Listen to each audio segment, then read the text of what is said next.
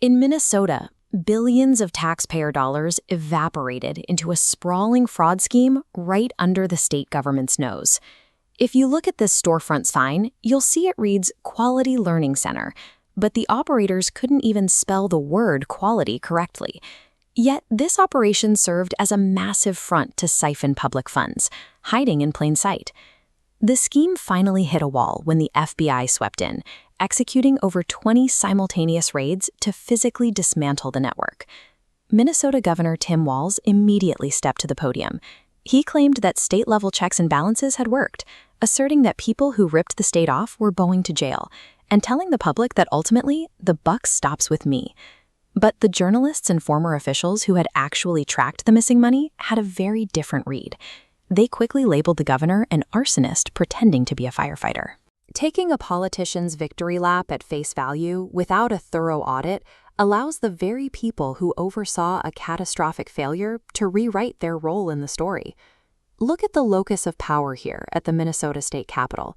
Before the federal raids even happened, internal whistleblowers inside the state government tried to expose the fraud early.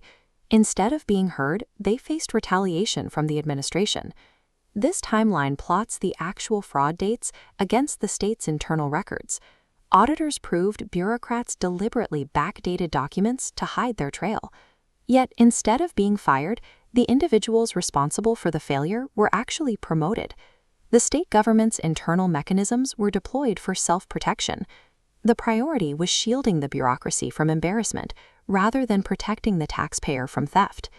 When the state actually tried to prosecute the cases, the legal system faltered.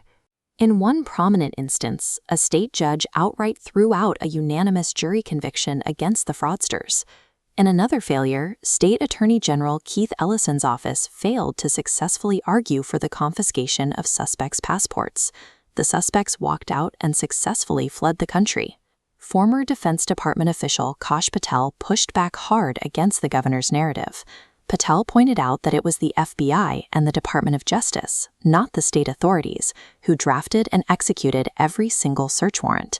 The intervention sparked physical hostility on the ground.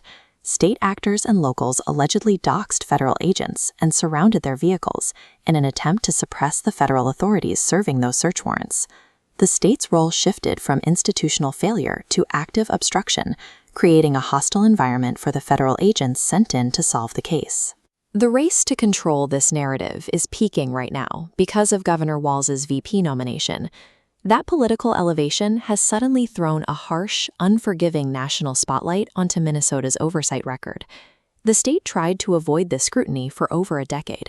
It ultimately took a civilian YouTuber with a smartphone to draw enough public attention to force the issue out into the open. The definitive cause of justice here is external.